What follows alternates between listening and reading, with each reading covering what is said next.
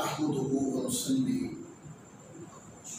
ونسلم على رسوله الكريم أما بعد فأعوذ بالله من الشيطان الرجيم بسم الله الرحمن الرحيم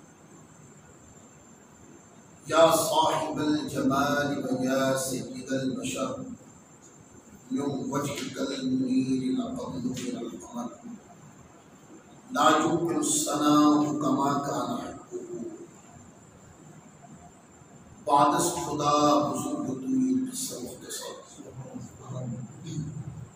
وأحسن منك لم ترقط عيني وأجمل منك لم تلد النساء خلقت مبرأ من كل عيب كأنك قد خلقت كما تشاء بلغ العلا بكماله كشف الدجى عن جماله حسنت جميع خصاله صلوا عليه وآله اللهم صل وسلم وبارك على سيدنا ومولانا محمد وبارك وسلم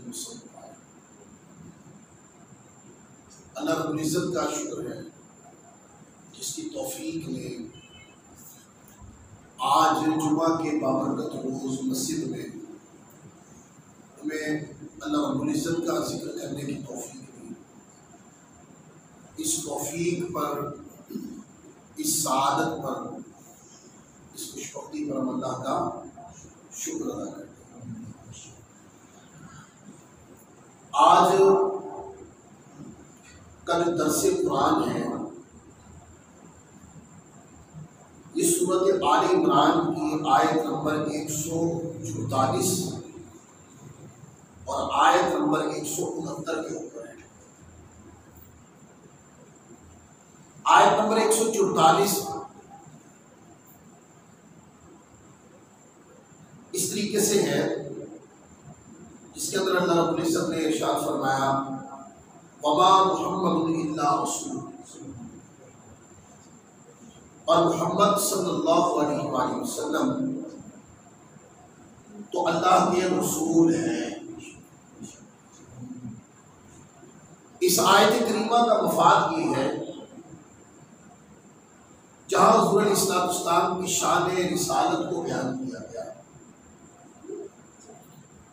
وہاں پر اسی آیت کریمہ میں ایک نقطہ یہ بھی ہے کہ یہ پہلی باری ہے قرآن مجید میں کہ پارہ نمبر 4 اور سورۃ آل عمران میں پہلی بار قرآن مجید میں آقا علیہ السلام کا اسم گرامی محمد صلی اللہ علیہ وسلم تشریف آیا۔ قرآن مجید میں آقا علیہ السلام کا اسم گرامی، اسم ذات، لفظ محمد صلی اللہ علیہ وسلم 4 مقام پر ہے، اور چونکہ حضور علیہ السلام کا اسم ذات ایک نہیں 2 ہے، آپ کا احمد یہ بھی آپ کا اسم ذات ہے، اور محمد صلی اللہ علیہ وسلم یہ بھی آپ کا اسم ذات ہے۔ تو لفظ محمد پہلی بار سورۃ آل عمران آیت نمبر 144 پارہ نمبر 4 میں آیا، دوسری باری پارہ نمبر 22 سورۃ الاحزاب آیت نمبر 40 میں آیا، جس کو ہم آیت خاتم النبیین کہتے ہیں۔ اس نے کہا، اللہ رب العزت نے ارشاد فرمایا ما کان محمد ابا احد من رجالکم ولکن رسول اللہ وخاتم النبیین۔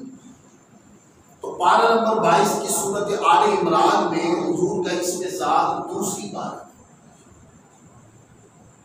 اور تیسری بار چونکہ قرآن مجید میں ایک سورت کا نام ہی محمد ہے، یہ پارہ نمبر 26 کے اندر ہے، اور اس کی دوسری آیت کے اندر آقا علیہ السلام کا اسم گرامی محمد تیسری بار قرآن مجید میں آیا۔ وَآمَنُوا بِمَا نُزِّلَ عَلَى مُحَمَّدٍ وَهُوَ الْحَقُّ مِن رَّبِّهِمْ تیسری بار ہے، اور چوتھی بار اسی پارہ نمبر 26 کی سورت محمد سے اگلی سورت فتح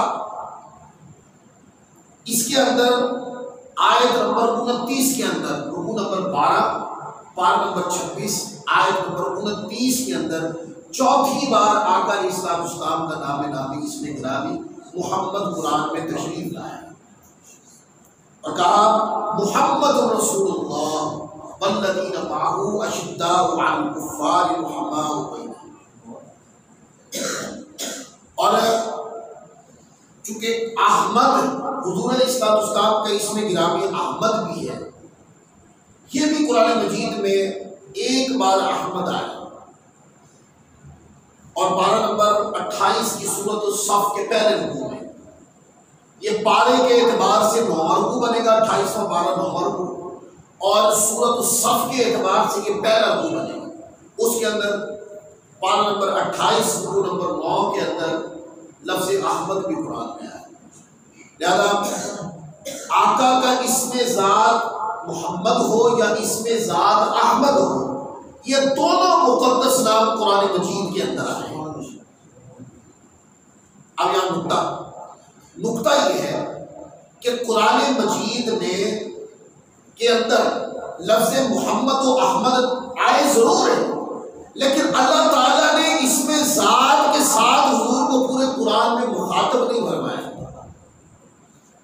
جیسے حضرت موسیٰ علیہ السلام کو اللہ رب العزت نے خطاب فرمایا تو کہا تلک بیمینک یا موسیٰ، نام لے کر کہا نا کہ آپ کے ہاتھ میں کیا ہے اے موسیٰ علیہ السلام. پھر ابراہیم علیہ السلام کو بھی یا ابراہیم کہہ کے اللہ رب العزت نے مخاطب فرمایا.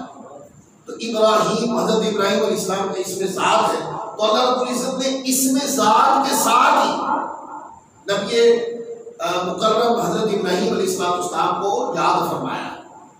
پھر اسی طرح آدم علیہ السلام سے لے کر حضرت عیسیٰ علیہ السلام تک قرآن مجید میں ٹوٹل کم و بیش 26 انبیاء کرام کے نام ہیں جو صراحتاً واقع ہوئے ہیں قرآن مجید میں، جن کا نام اجمالاً تو سارے انبیاء کا نام ہے، لیکن صراحتاً جن کا نام آیا ہے وہ 26 انبیاء کرام ہیں.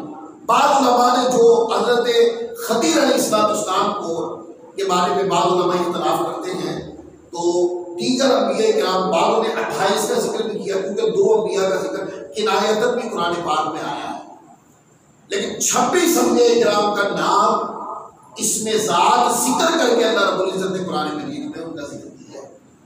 تو قرآن مجید میں اللہ رب العزت نے جب بھی مخاطب فرمایا انبیاء کرام کو تو اس میں ذات کے ساتھ خطاب فرمایا. یا آدم اسکن انت وزوجک الجنہ، آدم علیہ السلام کو یا کہہ کے مخاطب فرما لیا. یا نوح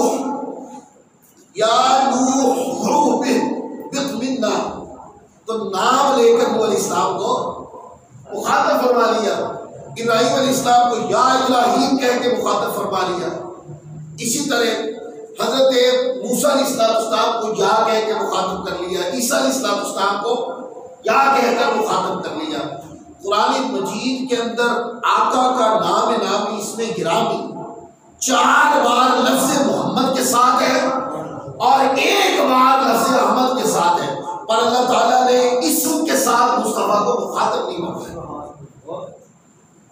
علماء نے فرمایا کہ باقی انبیاء کرام کو اس میں ذات کے ساتھ تخاطب کرنا، مخاطب کرنا، اور حضور علیہ السلام کا نام لے کر مخاطب نہ کرنا، اس کے اندر ایک بے مثالی کا راز ہے.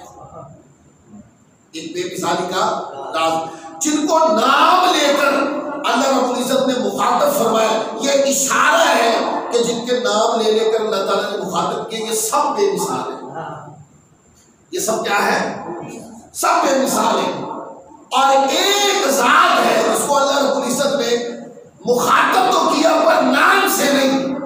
نام تو آیا ہے قرآن میں ان کا، پر اس نام کے ساتھ رب کائنات نے مخاطب نہیں کیا.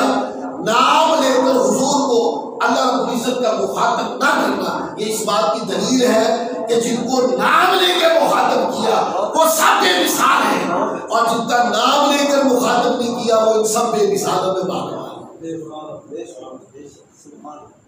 پھر حضور کی انفرادی صفات ہے جس کو میں نے پچھلے درس قرآن میں ذکر کر دیا تھا جب ہم پارہ نمبر 3 کے پہلی آیت کے تفسیر پڑھ رہے تھے تو اس میں نے اس کا ذکر کر دیا.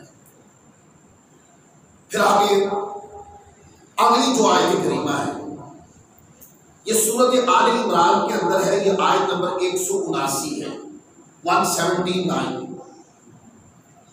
یہ آیت کریمہ عقیدہ اہل سنت کے ساتھ ایک خاص عقیدہ اہل سنت کے ساتھ یہ دلیل ہے عقیدہ اہل سنت.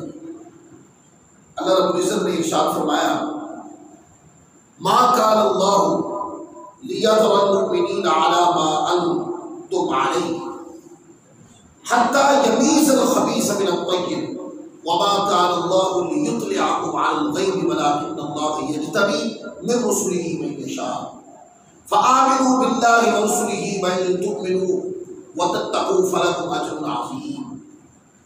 اللہ رب العزت نے ارشاد فرمایا اور اللہ کی شان یہ نہیں کہ اے عام لوگوں تمہیں غیب کا علم دے. یہ اللہ کی شان نہیں ہے کہ اللہ عام لوگوں کو غیب کا علم دے.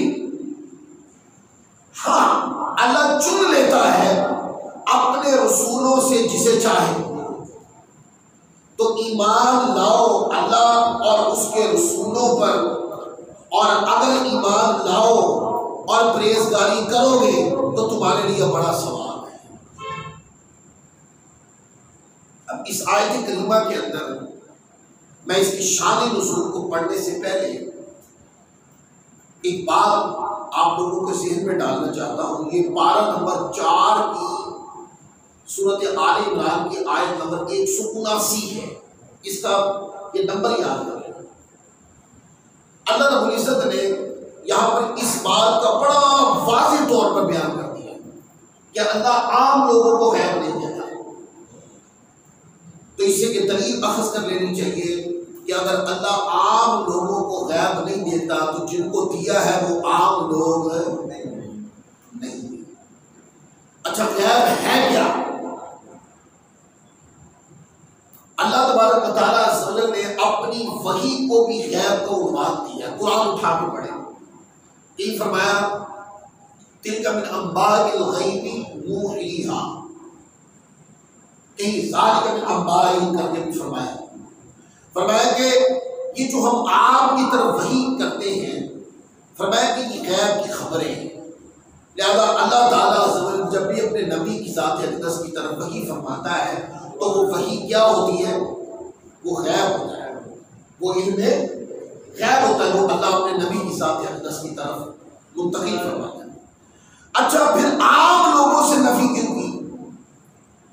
اس لیے کہ اگر وحی غیب کا عنوان ہے اور اگر اللہ تبارک و تعالیٰ عز و جل عام لوگوں کو بھی دیتا جس کی نفی کرتی قرآن کی آیت میں، عام لوگوں کو بھی اللہ دیتا تو پھر جس سے بھی اللہ تعالیٰ مخاطب ہوتا وہ صاحب تو نبی ہو جاتی. کہ نبوت کا تو معنی یہ ہے کہ اللہ تبارک و تعالیٰ عز و جل کسی ذات کے اوپر وحی نازل فرما دے جس سے اللہ تعالیٰ ہم کلام ہو جائے. اس ذات کو نبی کہتے ہیں. وہ اس کے طریقے ہیں کہ وہ پردے کے پیچھے سے فرشتے کے ذریعے ہم کلام ہو جائے. وہ پردے کے پیچھے جیسے موسیٰ علیہ السلام کے ساتھ اللہ ہم کلام ہوا تھا اس طرح ہم کلام ہو جائے. یا پھر پردہ بھی اٹھا کر بغیر کسی پردے کے اور بغیر فرشتے کے اللہ تبارک و تعالیٰ معراج کی رات جیسے مصطفیٰ صلی اللہ علیہ وسلم سے کلام کیا تھا اس طرح اللہ تبارک و تعالیٰ کلام نازل فرما دے. فَأَوْحَىٰ إِلَىٰ عَبْدِهِ مَا أَوْحَىٰ کی سنت کے طریق پر وہی فرما دے. تو جس پر اللہ تعالیٰ جس کو مخاطب فرما لے، جس سے خطاب کر لے، یعنی جس پر اپنی وحی بھیج دے وہ ذات نبی ہو جاتی. اس لیے کہ وحی عنوان غیب ہے. اللہ تعالیٰ نے فرمایا کہ عام بندوں کو یہ نہیں مل سکتی. لہذا جس کے اوپر اللہ تبارک و تعالیٰ جن کو غیب عطا فرماتا ہے، جن کی ذات پر وحی نازل فرماتا ہے، وہ عام لوگ نہیں ہیں اور عنوان ظاہر کر دیا وہ رسول ہیں اور وہ انبیاء کرام. اب یہاں پر کچھ لوگ ایسے ہیں کہ جن کا یہ دعویٰ ہے، آگے پڑھنا ہے، میں کتابوں کے نام لے کر آگے بتاتا ہوں کہ ان کا کیا دعویٰ ہے۔ کچھ لوگ یہ کہتے ہیں کہ حضور علیہ السلام کے نبیوں کو، انبیاء کرام کے مقدس ثواب پر اللہ تعالیٰ نے غیب کا کوئی خزانہ نہیں کھولا، اور وہ اس پر آیتیں پڑھتے ہیں۔ وہ آیتیں اگلے جمعے میں نے پڑھنی ہے، وہ ساری آیتیں، اور وہ کہتے ہیں دیکھو اللہ تعالیٰ نے فرمایا کہ میں ہی عالم الغیب و شہادہ، میں ہی جانتا ہوں جو شہادت میں ہے، جو غیب میں ہے۔ تو اس بات کو ذہن میں رکھ لیں، اگر اللہ تبارک و تعالیٰ عز و جل غیب جانتا ہے، جو اس کی شان ہے۔ اہل سنت کا عقیدہ کیا ہے؟ اہل سنت کا عقیدہ یہ ہے کہ انبیاء کرام غیب جانتے ہیں، کس پر؟ اللہ کی عطا سے انبیاء کرام غیب جانتے ہیں۔ اور آپ پوچھیں کہ اللہ غیب عطا بھی فرماتا ہے، اللہ تعالیٰ کے پاس علم غیب ہے اور وہ اپنے انبیاء کرام کو علم غیب عطا بھی فرماتا ہے۔ یہ قرآن پاک کی یہ آیت بتاتی ہے، اور فرمایا کہ اللہ عام لوگوں کی، یہ شان ہی نہیں اللہ کی کہ عام لوگوں پر اللہ غیب نازل فرما دے، غیب عطا فرما دے، نہیں، اللہ خواصوں کو چنتا ہے۔ وہ کون ہے؟ وہ اللہ تعالیٰ کے انبیاء ہیں، اللہ تعالیٰ کے رسولان اعزاز۔ اچھا، اس آیت کریمہ کا شان نزول ہے، پھر بات کو آگے بڑھاتا ہوں۔ یہ امام بغوی رحمۃ اللہ علیہ نے اس کو معالم التنزیل میں بھی لکھا ہے، اور اسی طرح اس کو قاضی ثناء اللہ پانی پتی نے تفسیر مظہری میں بھی لکھا ہے۔ یہ دونوں اصل کتابیں ہمارے پاس موجود ہیں، اور وہ کہتے ہیں کہ یہ جو واقعہ ہے، کہ یہ جو آیت کریمہ ہے کہ اللہ تعالیٰ نے فرمایا کہ اللہ عام لوگوں کو غیب نہیں عطا فرماتا، اللہ اپنے انبیاء میں سے چن لیتا، اپنے نبیوں کو، اپنے رسولوں کو، جس کو چاہے غیب عطا فرماتا ہے۔ کہتے ہیں کہ قاضی ثناء اللہ پانی پتی رحمۃ اللہ علیہ فرماتے ہیں کہ سعدی نے کہا کہ رسول اللہ صلی اللہ علیہ وسلم نے ارشاد فرمایا کہ مجھ پر میری امت خاکی صورت میں پیش کی گئی، جیسا کہ حضرت آدم علیہ السلام پر پیش کی گئی، پس میں جان گیا کہ کون مجھ پر ایمان لائے گا اور کون کفر کرے گا۔ حضور فرماتے ہیں میری امت مجھ پر پیش کی گئی، اور مجھے یہ علم ہے، میں یہ جانتا ہوں کہ ان میں سے کون ایمان لائے گا، کون ایمان نہیں لائے گا۔ اب ایمان لائے گا، کون ایمان نہیں لائے گا، یہ جملہ وضاحت کرتا ہے کہ یہ امت کی کلیت کو بیان کیا جا رہا ہے، یعنی امت اجابت بھی اس میں شامل ہے، امت دعوت بھی اس میں شامل ہے۔ تو فرمایا کہ میں جانتا ہوں کہ کون مجھ پر ایمان لائے گا اور کون نہیں لائے گا۔ اس مجلس میں منافقین بھی بیٹھے تھے۔ منافقین کو جب اس بات کا علم ہوا تو انہوں نے رسول اللہ صلی اللہ علیہ وسلم کے علم کا مذاق بناتے ہوئے کہا، محمد صلی اللہ علیہ وسلم تو یہ گمان کرتے ہیں کہ جو ابھی پیدا بھی نہیں ہوئے وہ ان کے ایمان اور کفر کو جانتے ہیں، جبکہ ہم ان کے درمیان ہیں، یہ ہمیں تو پہچانتے ہیں۔ تو رسول اللہ صلی اللہ علیہ وسلم کی سماعت مبارک تک جب یہ بات پہنچی تو سرکار دو عالم صلی اللہ علیہ وسلم منبر پر جلوہ افروز ہوئے، اللہ جل مجدہ کی حمد و ثنا کے بعد فرمایا ان لوگوں کا کیا حال ہوگا، ان لوگوں کا کیا حال ہوگا جو میرے علم پر تعان کرتے ہیں، اعتراض کرتے ہیں۔ یہ بات ارشاد فرما کر آپ نے فرمایا کہ منبر پر ہی کھڑے کھڑے حضور علیہ السلام نے فرمایا کہ میں یہاں کھڑا ہوں، فرمایا کہ میں یہاں کھڑا ہوں، تم میں سے مجھ سے آج سے لے کر قیامت تک جو بھی تم میں سے کھڑے ہو کے جو بھی سوال کریں گے، فرمایا کہ میں اس کا جواب دوں۔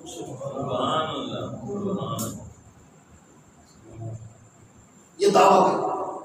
اب علماء فرماتے ہیں کہ یہ جو دعویٰ ہے یہ اللہ کے نبیوں کے علاوہ کوئی بھی نہیں کر سکتا، کیونکہ اللہ تعالیٰ کے نبی جو ہوتے ہیں ان کا علم قطعی علم ہوتا ہے، ایسا علم جس میں شک نہ ہو اس کو علم قطعی ہے۔ اللہ تعالیٰ کے نبیوں کا علم چونکہ وحی کے تابع ہوتا ہے اس لیے ان کو علم قطعی کہتے ہیں، آقا علیہ الصلوۃ والسلام نے ممبر پر جلوہ افروز ہو کر، چونکہ منافقین نے یہ کہا کہ ابھی تو کوئی چیز واقع میں نہیں آئی، اب مسلمانوں کے نبی فرماتے ہیں کہ میں اس کو بھی جانتا ہوں۔ آقا نے فرمایا کہ کیا حال ہے تمہارا، مخاطب کیا منافقین کو، کیا حال ہے ان لوگوں کا کہ جو میرے علم پہ اعتراض کرتے ہیں؟ فرمایا سو میں کھڑا ہوں، تم میں سے ہے کوئی جو سوال دل میں آئے پوچھو، آج سے لے کر قیامت تک جو بھی سوال تیرے ذہن میں ہے، فرمایا کہ پوچھو میں تمہیں جواب دوں گا۔ تو کہتے ہیں کہ منافقین میں سے تو پھر کوئی نہ اٹھ سکا۔ آقا علیہ الصلوۃ والسلام کے علم کی جامعیت، حضور کے علم کی وسعت، یعنی کہ دب گئے منافقین، اعتراض جاہلانہ تھا، لیکن جب حضور علیہ الصلوۃ والسلام نے فرما دیا ہے تم میں سے کوئی کرو سوال، اور کھلی چھٹی ہے، قیامت تک کے لیے کوئی بھی سوال کرو، فرمایا کہ تمہیں جواب دیا جائے۔ تو ایک صحابی تھے حضرت عبداللہ بن حذیفہ رضی اللہ تعالیٰ، کچھ لوگ ان کے بارے میں ایک غلط نسبت ان کو دیتے تھے، یعنی کہ جیسے آپ دیکھتے ہیں نا معاشرے میں منافقین ہوتے ہیں، تو منافقین جو تھے حضرت عبداللہ بن حذیفہ کو وہ کہتے تھے کہ عبداللہ رضی اللہ تعالیٰ کہتے کہ تم حذیفہ کے بیٹے نہیں ہو، باپ کی نسبت غلط کرتے اور حضرت عبداللہ بن حذیفہ کو ٹال کرتے۔ تو جب حضور علیہ الصلوۃ والسلام نے فرمایا کہ تم میں سے کوئی سوال جو بھی پوچھنا چاہے، جو سوال پوچھنا چاہے، فرمایا پوچھو میں اس کا جواب دوں۔ عبداللہ بن حذیفہ کھڑے ہو گئے، جنہوں نے علم مصطفیٰ پر اعتراض کیا، منافقین میں سے کوئی بھی وسعت علم مصطفیٰ کا سامنا نہیں کر سکا، اور جب یہ سمندر علم کا بہ رہا تھا تو حضرت عبداللہ بن حذیفہ نے ذہن میں سوچا ہوگا میں کھڑا ہو کے اپنا فیصلہ ہی نہ کروا دوں۔ حضرت عبداللہ بن حذیفہ کھڑے ہو گئے اور کھڑے ہو کر انہوں نے سوال کر لیا، یا رسول اللہ میرے باپ کا نام کیا ہے؟ اس کی تفصیل آئے گی اگلے جمعے صحیح بخاری شریف سے، میں نے جتنے مقام پر صحیح بخاری میں یہ روایت آئی سب پہ نشان لگائے، مسلم میں، بخاری میں، اور اس کے علاوہ مسند احمد بن حنبل، ہر جگہ سے پڑھ کے سناؤں گا۔ اب تو چونکہ شان نزول میں آئی ہے تو میں آپ کو اس لیے پڑھ کے سنا رہا ہوں۔ کہا یا رسول اللہ میرا باپ کون ہے؟ اب مجھے آپ بتائیں کس کا باپ کون ہے، یہ کون بتائے؟ بھئی یہ اس کی ماں بتائے گی کہ کس کا باپ کون ہے، لیکن وہ کھڑے ہو گئے، یا رسول اللہ یہ ارشاد فرمائے کہ میرا باپ کون ہے؟ تو آقا علیہ الصلوۃ والسلام نے فرمایا کہ تمہارے باپ کا نام حذیفہ ہی ہے۔ کہتے ہیں کہ حضرت عبداللہ بن حذیفہ کو بعد میں منافقین نے کبھی بھی طعن نہیں کی، کیونکہ حضور نے فیصلہ کر دیا۔ اچھا معاشرے میں بعد میں حضور کی ذات اقدس کے فرمانے کے بعد عبداللہ بن حذیفہ رضی اللہ تعالیٰ عنہ پہ بعد میں طعن نہ ہونا، کہ کیا اس بات کی دلیل نہیں کہ سب کو پتہ جو زبان مصطفیٰ سے نکلا یہ حقیقت ہی ہے، حقیقت سے ہٹ کر حضور کی زبان مقدس سے کوئی بات نہیں نکل سکتی۔ فرمایا کہ تمہارے والد کا نام حذیفہ، اور اس کے بعد اب آگے بھی سوال ہوئے، وہ بخاری مسلم میں ہے، اگلی جمعے آنے۔ اچھا یہ جب سوال ہوئے تو حضرت فاروق اعظم رضی اللہ تعالیٰ عنہ کھڑے ہوئے، اور کھڑے ہو کر حضور علیہ السلام والسلام کے سامنے جا کر اگلے دو گھٹنے جو ہے نا یہ زمین پر رکھ کر ایسے ہاتھ، جب حضور فرما رہے تھے بار بار کہ کرو سوال ہے تم میں سے کوئی سوال کرنے والا، اور آج نہیں، آج سے لے کر قیامت تک کے لیے کوئی سوال کرو، فرمایا کہ تمہیں یہیں پہ کھڑا جواب دوں گا۔ ایسا نہیں کہو، ایسا نہیں ہوگا کہ میں تمہیں کہوں گا کہ 2 دن بعد میں تمہیں جواب دوں، یا کھڑے کھڑے تمہیں جواب دوں گا۔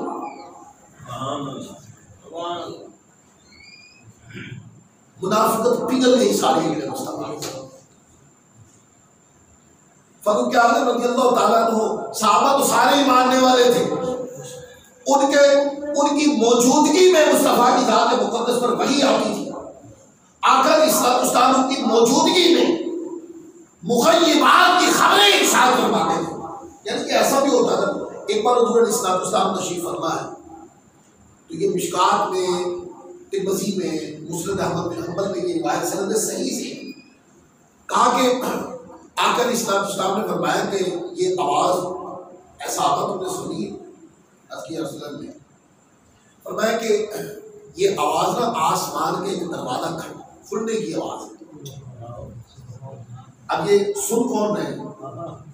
بولے صحابہ کرام سن رہے ہیں۔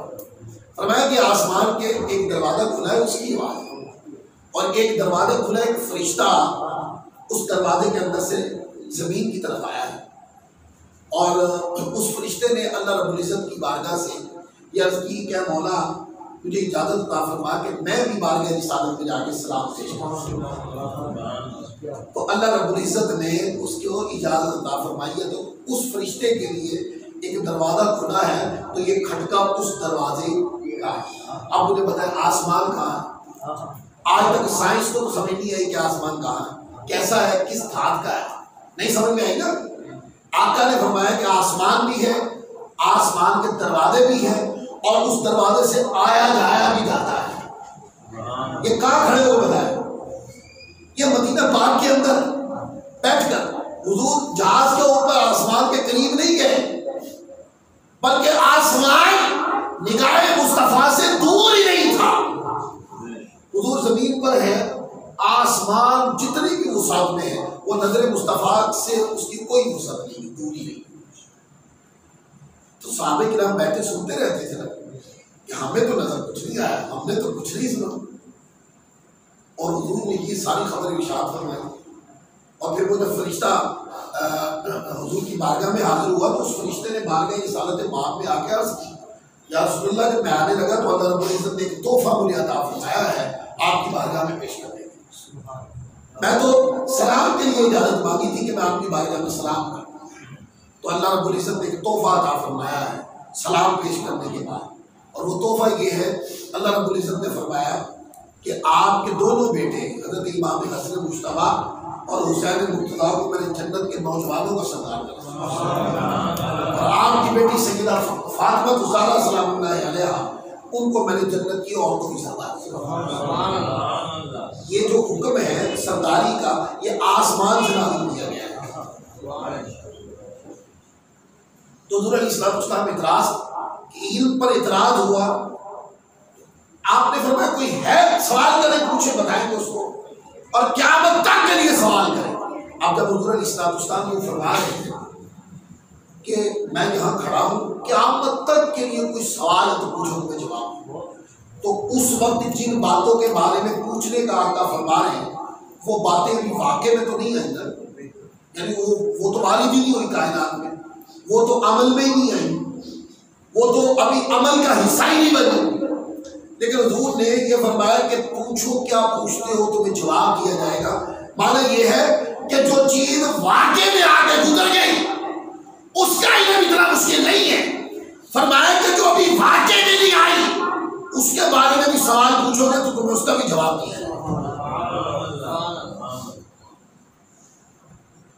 تو حضرت فاروق اعظم رضی اللہ تعالیٰ عنہ کیونکہ ان کو تو کوئی اعتراض نہیں تھا، اعتراض تو منافقین نے کیا، وہ حضور کی بارگاہ میں یہ جو گھٹنے ہیں، گھٹنے زمین پر رکھ کے کمر سیدھی کر کے گھٹنے زمین پر رکھ کے ایسے کر کے حضور کی بارگاہ میں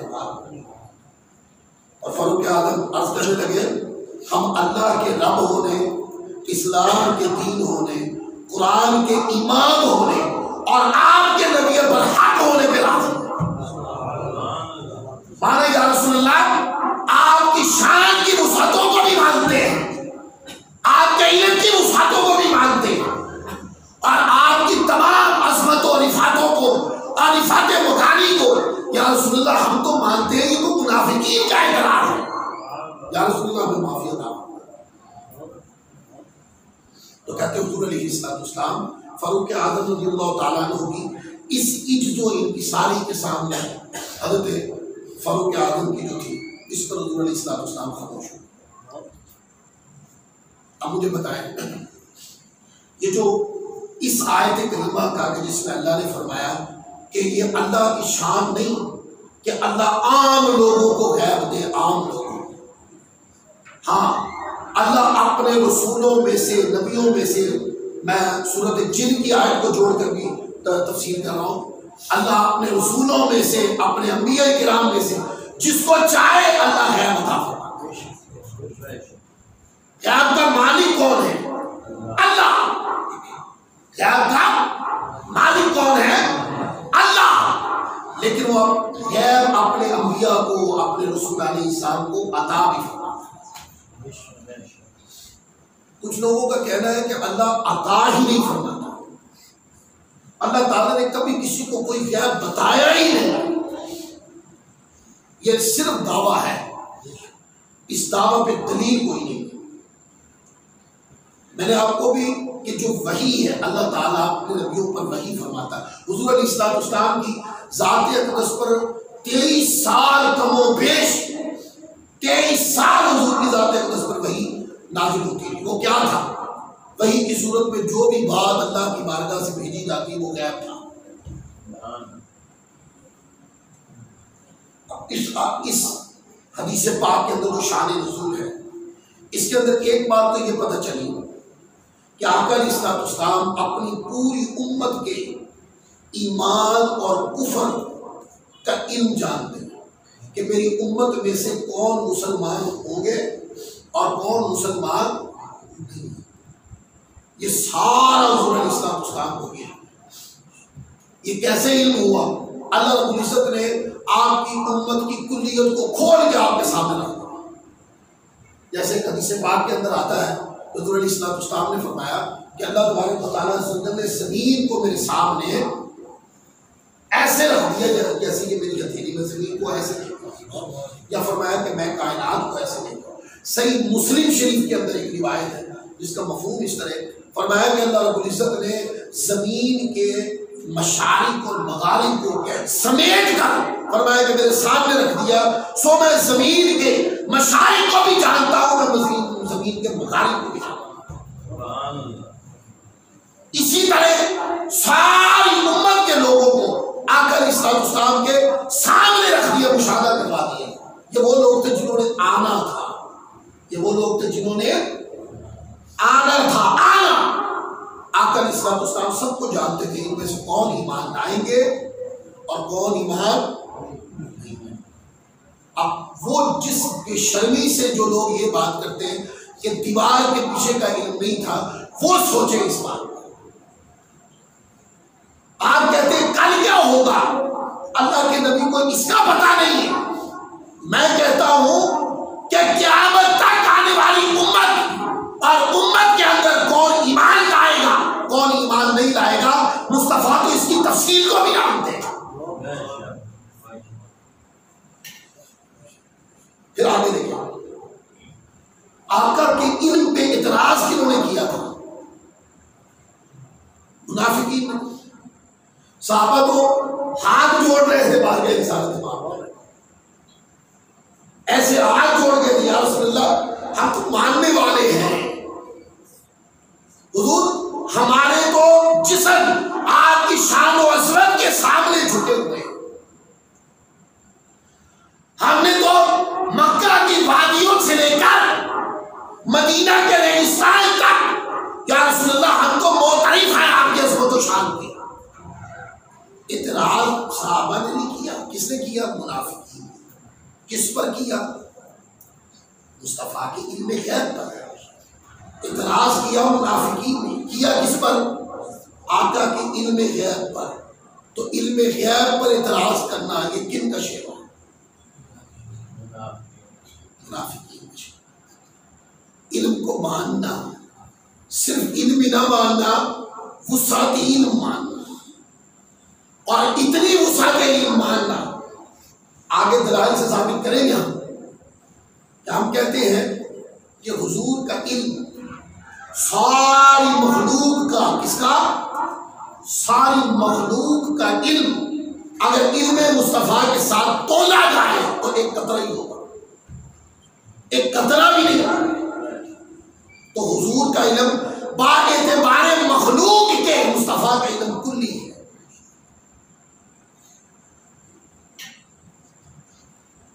پھر آگے دیکھیں، آقا علیہ علیہ السلام کا یہ جملہ بار بار دہرانا. وہ کہتے ہیں نہیں کچھ لوگ یہاں پر حضور کھڑے ہوئے منبر پر فرمایا پوچھو جو پوچھنا ہے تمہیں جواب دیا جائے گا اور قیامت تک کے لیے کوئی بھی کھڑا ہو کے کوئی بھی سوال پوچھے فرمایا اس کا جواب دیا جائے گا.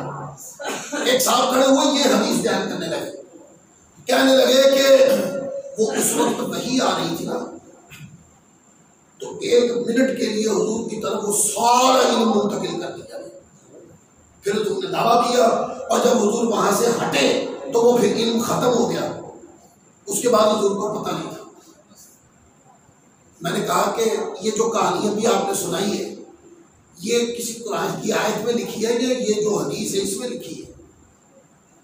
کل نہیں وہ حضور فرما رہے ہیں نا کہ بار بار کہ میں یہاں کھڑا ہوں پوچھو مجھ سے میں تمہیں جواب دوں گا. اس کا معنی یہ ہے. میں نے کہا کہ یہ تو آپ نے مراد لیا ہے نا. چلو ایک مراد میں بھی بیان کر دیتا ہوں. یہ جو حضور نے فرمایا کہ میں یہاں کھڑا ہوں پوچھو مجھ سے میں تمہیں قیامت تک کے لیے کوئی سوال پوچھو جواب دوں. میں کہتا ہوں اس کا معنی یہ ہے فرمایا کہ میں یہاں کھڑے کھڑے جواب دوں گا, کسی سوال پر یہ نہیں کہوں گا کہ کل جواب دوں گا. ایسا نہیں, ایسا نہیں. اسی مقام پر کھڑے کھڑے ہر سوال کا جواب ہوگا. کسی سوال پر یہ نہیں کہوں گا کہ پوچھ کے بتاؤں. یہ معنی ہے کھڑے ہونے کا. کھڑے ہونے کا یہ معنی نہیں کہ جب تک وہاں کھڑے تھے تو علم تھا اور جب وہاں سے حضور علیہ السلام یہ چیلنج پورا کر کے چل دیا تو علم ختم ہو گیا. ایسا نہیں. اب دیکھیں عقل بھی نہیں مانتی رہی یہ بات کو کہ ایک وقت میں حضور دعویٰ فرما رہے ہیں کہ پوچھو مجھ سے کیا پوچھنا ہے, میں قیامت تک کے سوالوں کو ایڈریس کرنے کے لیے کھڑا ہوں, پوچھو کیا پوچھنا ہے. اور جب وہ گھڑی ختم ہوئی اور اگلے ہی لمحے میں حضور کچھ بھی نہیں جانتے. نہیں دیکھیں نا ایک بندہ ایک ڈپلوما کرتا ہے 2 سال لگا کر, تو کبھی استاد نے یہ کہا کہ جب تک تم میرے پاس ہو تو تمہارے پاس یہ علم ہے اور جب تم مجھ سے چلے جاؤ گے تو تمہارے پاس یہ علم نہیں رہے. کبھی استاد کہتا نا, استاد کہتے کہ علم سکھا دیا اب یہ تمہارے پاس رہے. تو اللہ تبارک و تعالیٰ عز و جل نے اپنے نبی مکرم صلی اللہ علیہ وسلم کو کتنا سکھایا ہوگا, کتنا عطا فرمایا ہوگا. مغیبات کی خبریں شب و روز حضور علیہ السلام کی ذات اقدس کی طرف منتقل ہوتی ہوں گی. وہ کس لیے منتقل ہوتی تھی؟ صبح بھی وحی آتی, بعض مرتبہ صبح شام وحی آتی, بعض مرتبہ ایک ایک سورت یا مشت ایک ایک سورت انعام کی طرح ساری سورت نازل فرما دی جاتی. اور یہ تو قرآن کی وحی ہے اور وہ قرآن کے سے ہٹ کر جو لاکھوں کروڑوں مغیبات حضور علیہ السلام کے قلب اطہر کے اوپر منتقل کیے جاتے وہ الگ ہے. تو مجھے بتائیں شب و روز قلب مصطفیٰ کے اوپر مغیبات کا نزول آقا علیہ السلام کے علم کی وسعت کو کہاں لے گیا؟ ہاں وہ یہاں لے گیا کہ حضور علیہ السلام نے فرمایا میں یہاں کھڑا ہوں. ہم اللہ کے نبی ہیں, بھاگنے والوں میں سے نہیں ہیں, لا علمی کی بات کرنے والوں میں سے نہیں ہیں. پوچھو کیا سوال پوچھنا ہے تمہیں جواب دیا جائے گا. اور پھر سوال پوچھے گئے جواب بھی دیے گئے. تو اس سے یہ بات سمجھ میں آئی کہ آقا علیہ السلام کا یہ کہنا کہ جو بھی پوچھو تمہیں جواب دیا جائے. ایک عالم ہے یہ دعویٰ وہ نہیں کر سکتا. وہ جتنا علم اس نے پڑھا ہے اس کے اوپر بھی بہت بڑا عالم ہو تو اس پہ دعویٰ کر سکتا ہے یہ سبجیکٹ میں نے پڑھا اس میں کوئی سوال پوچھنا نہ پوچھنا. یہ جو حضور نے دعویٰ فرمایا ہے یہ تو کوئی بھی نہیں کر سکتا. فرمایا کہ قیامت تک جو بھی سوال پوچھنا چاہو پوچھو. تو حضرت حذیفہ عبداللہ بن حذیفہ رضی اللہ تعالیٰ جب کھڑے ہونے جو سوال پوچھا اس سوال کا تعلق دین کے احکام میں سے کسی حکم کے ساتھ تھا. اور کھڑے ہو کے پوچھا یا رسول اللہ میرا باپ کون ہے؟ کیا یہ دین کا کوئی فرض ہے؟ دین کا کوئی واجب ہے؟ دین کی کوئی سنت ہے؟ یہ تو دین کے ان کے ساتھ تعلق نہ تھا. یہ تو ایک دنیاوی طور پر منافقین ان کی طرف ایک غلط نسبت کرتے تھے. اور کھڑے ہو کے سوال پوچھا. آقا علیہ अलैहिस्सलाम ने उनके नस्ल की भी तस्वीर करना। इसका माना ये है कि कायनात जिस तरह की भी खूबसूरती रखती है, जिस तरह की भी वसाअतें रखती है, जिस तरह की भी जामियत रखती है, मुस्तफ़ा की निगाहों से दूर नहीं है। सहरा हो तो मुस्तफ़ा की निगाहों से दूर नहीं, पहाड़ हो मुस्तफ़ा की निगाहों से दूर नहीं। ये कहना कि पूछो क्या पूछते हो, क़यामत तक तुम्हें जवाब दिया जाएगा। उलमा फरमाते हैं ये मुस्तफ़ा के इल्मे कुल की दलील है कि बाएतबारे मखलूक के मुस्तफ़ा का इल्म कुल्ली है। जो पूछो तुम्हें जवाब दिया जाएगा। इसके अंदर बाकी उलूम भी आते हैं। फिर अब आ जाए जो बात करनी है कि इसके मुखालिफ अहले सुन्नत से हट कर जो अकीदा रखा जाता है, मैं उसकी चंद बातें पढ़ देता हूं, इसके ऊपर दलाइल दूंगा। अगले जुमे जरूर आइएगा। मैं बुखारी शरीफ खोल कर आपको बताऊंगा ये रिवायत है, ये सही बुखारी में है, ये इतनी बार है और ये अल्फाज आए। उसके बाद बुखारी का नाम लेकर हुजूर के इल्म गैब की नफी करने वालों को मौत ना आ जाए तो फिर क्या। हमारा अकीदा ये है अहले सुन्नत का, अहले सुन्नत के जमी मुहक्किकीन का इजमाई अकीदा है। आला हज़रत ने 4 रिसाले फतावा रज़विया की 29वीं जिल्द में 4 रिसाले हैं इसके ऊपर, और इसके अलावा दीगर तसानीफ अलग है। हमारा अकीदा यह है कि बिज़ात इस्तिक़लालन गैब का इल्म अल्लाह जल्ला मजदूर के साथ मुख्तस है।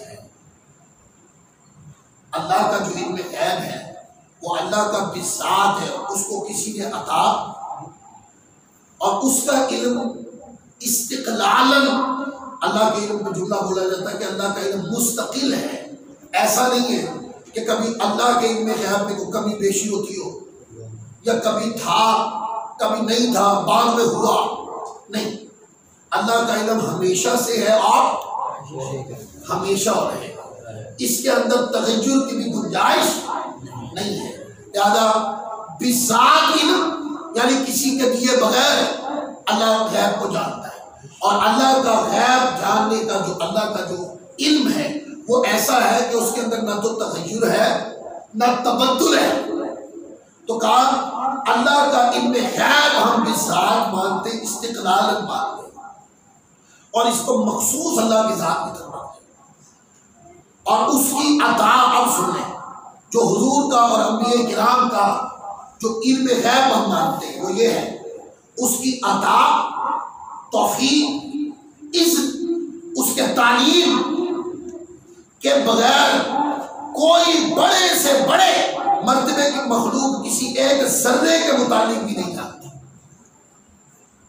ये हमारा कुल उम्मत मखलूक के बारे में दावा है अहले सुन्नत का। यानी कि अगर मखलूक यानी बड़ी मखलूक हो या छोटी, एक जर्रे का इल्म भी किसी को है ना, वो अल्लाह के दिए से है। अल्लाह के दिए के बगैर नहीं हो सकता। फिर कहा, और हमारे उलमा ने अपनी कुतुब में इसकी तशरीह फरमाई कि अगर कोई बंदा किसी भी इंसान ने एक जर्रे का इल्म अल्लाह ताला की अता के बगैर माने तो वो पक्का काफिर और मुशरिक।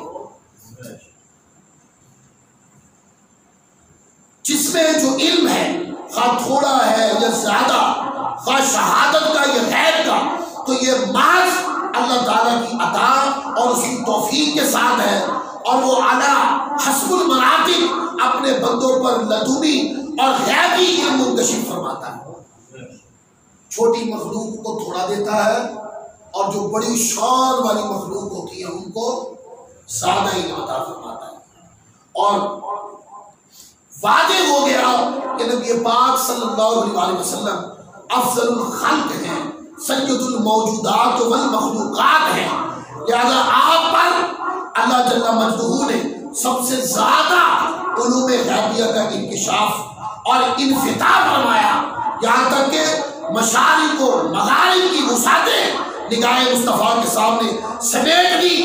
आज عرش و فرش اور جملہ مخلوقات اپنے حبیب مکرم صلی اللہ علیہ وسلم کے سامنے کر دی، تا قیامت بلکہ ماں باپ قیامت ہونے والے احوال اور جمیع امم کے افعال اعمال کا اپنے نبی پاک صلی اللہ علیہ وسلم کو مشاہدہ کروا دیا، اور اپنے حبیب مکرم صلی اللہ علیہ وسلم کو علوم و معارف حقائق و دقائق کے ایسے بحر فخار اور بحر بے کنار عطا فرما دیے کہ عقل انسانی اس کے درک اور احساس سے عاجز اور درماندہ ہے، لیکن اس وسعتوں کو ہم اللہ تعالیٰ کی عطا سے مانتے ہیں۔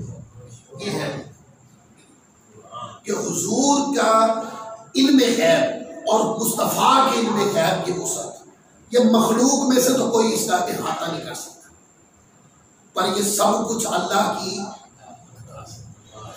جب ہم نے یہ کہہ دیا کہ یہ سب کچھ اللہ کی عطا سے ہے، تو کیا یہ جملے نے شرک کلا کما نہیں کر دی؟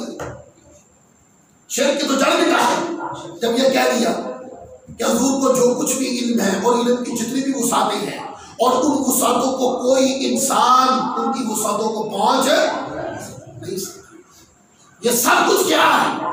یہ سب کچھ اللہ کی عطا سے۔ اب بات کرتے ہیں، جب ہم بیان کرتے ہیں ہم یہی تو کہتے ہیں ظالموں اللہ کی عطاؤں کا انکار کرتے ہیں۔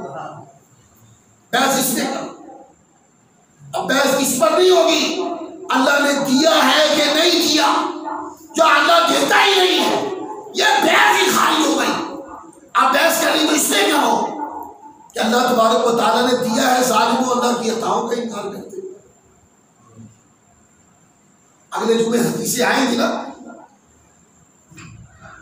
کل کیا ہوگا اللہ کے نبی نہیں جانتے، مولوی گلے پھاڑ رہے اس کے اوپر، پھاڑ پھاڑ کے تقریریں کر رہے، اور قرآن پاک کی ایک آیت جہاں معنی کچھ اور ہے اس کا معنی پلٹا کر توڑ مڑوڑ کر آقا کی شان میں کمی کرنے کی کوشش کرتے ہیں۔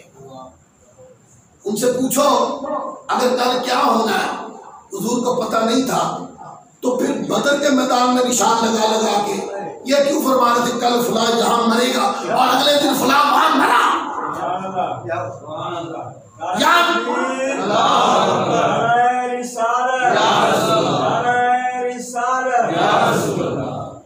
میں بحث سمجھ رہا ہوں، اگلے دن جہاں نشان لگاتا اس نشان دائرے میں جس کا نام حضور نے فرمایا وہ کافر وہی مرا پڑا تھا۔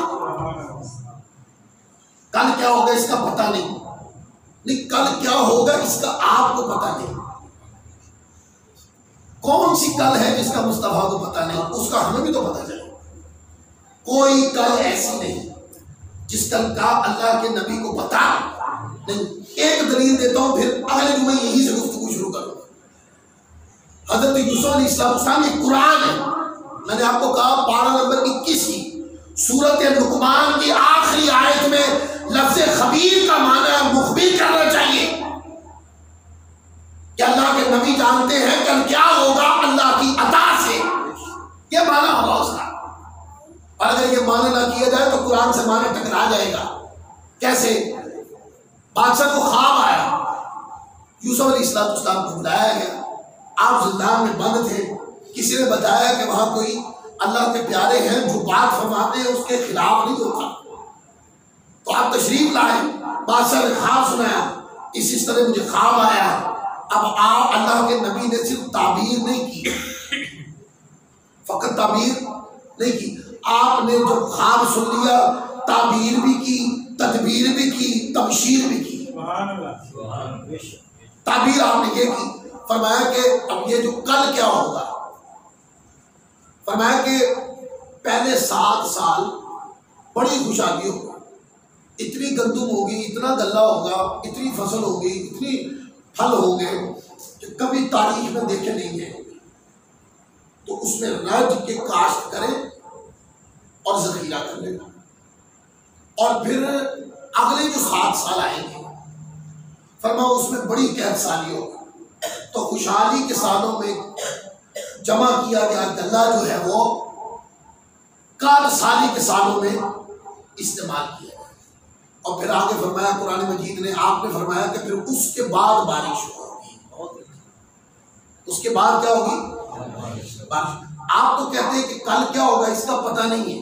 اللہ کے نبی 1400 سال کی تفصیل بیان کر رہے ہیں، 14 سال کی تفصیل بیان کر رہے ہیں، اور 14 سال کے بعد بارش ہوگی اس کی بھی خبر دے رہے ہیں۔